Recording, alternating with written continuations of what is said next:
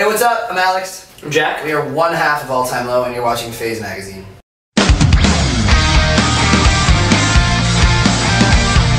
Good. It's the best year in the world. More recent. In relation to the other ones. It was cool. Like we went through a lot. We at the very beginning we were labelless, so that was weird and different for us. We hadn't been unsigned before, you know, prior to this band originally signing with Hopeless, and so we were kind of scared. We were in a scary place, and decided to make a record without a label.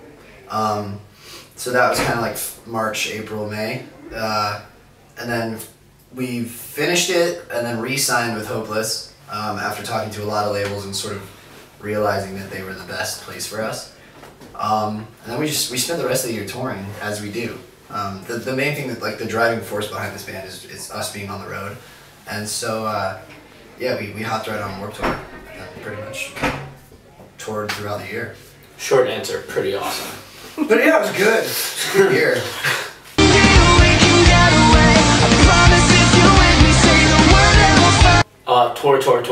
Tour. Yeah, same. Tour again. The thing is, like, the record, now that we have a record out and we have the label pushing it consistently, we don't need to go back and make another record quite as quickly as we did last time. So we have a good full year to really get around the world and play new songs and do all that stuff. Never simple, of great times with far better people, and weekends with our friends. I think the biggest thing is just getting in front of new crowds. Like, that's the one thing that festivals offer that, you know, headlining or touring doesn't always offer, is that, you know, even if we opened for a band in our scene that was bigger than us, it's still kids that are probably familiar with the band, whereas when you play a festival that has a lot of different bands on it, you have the opportunity to win people over that may not listen to your band normally. Also, you get to kind of hang with a lot of bands that you usually wouldn't get to hang out with, kind of like how we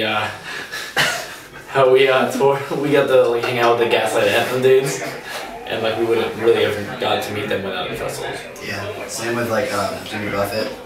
I didn't really expect him to meet me, but we've become very good friends now, and he invites me to his island. Jimmy Buffett. Often.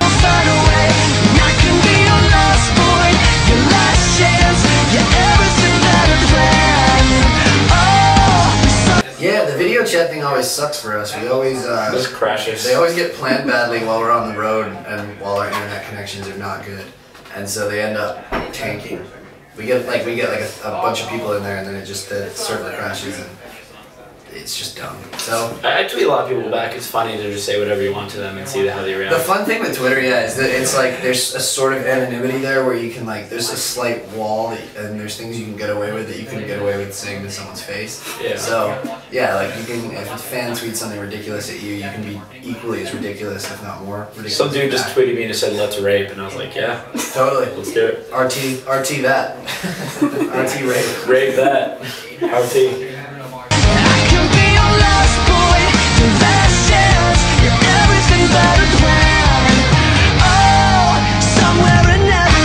I think the album's really cool. I think they're the kind of band that can get away with doing a double album because their music is a little cerebral and it's just one of those things. It's more of an experience, I think. But If we did it, people would be like, "When is this gonna fucking end?" you can only listen to so much pop punk.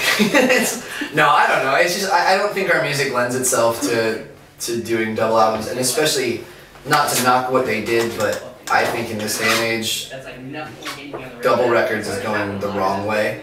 I think it's more about like people's attention spans are much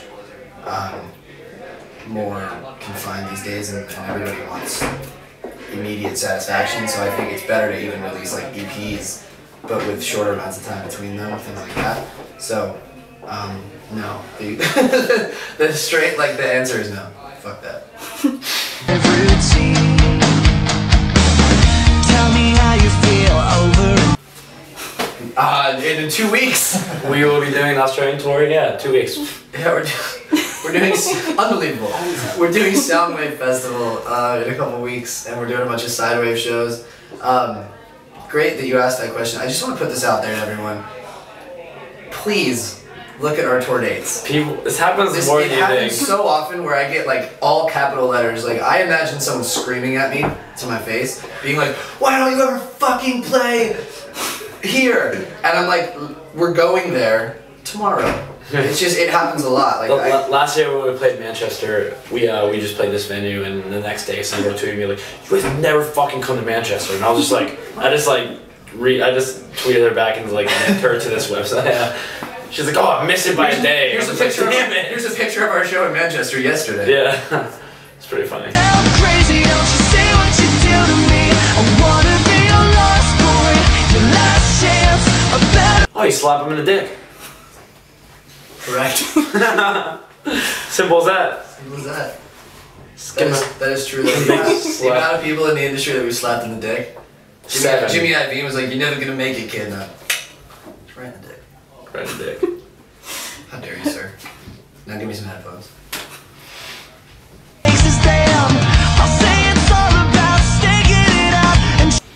Macklemore and Ryan Lewis. New Fall Out Boy song was cool where you're just listening to it. Light up, fire! Is that what that song sounds like? Pretty sure you're listening to a different song. A better reality, yeah. Dirty, sweaty fun. Naked men. I haven't gotten always. to do that one in a while. Dirty, sweaty fun. I like that. Hairy ass butts. Watch it. Hairy ass dicks. Watch it. Watch it, ass blood. All time low, hairy ass dicks. Peace. Hairy ass dicks is good. Let's stick with that. Ass dicks.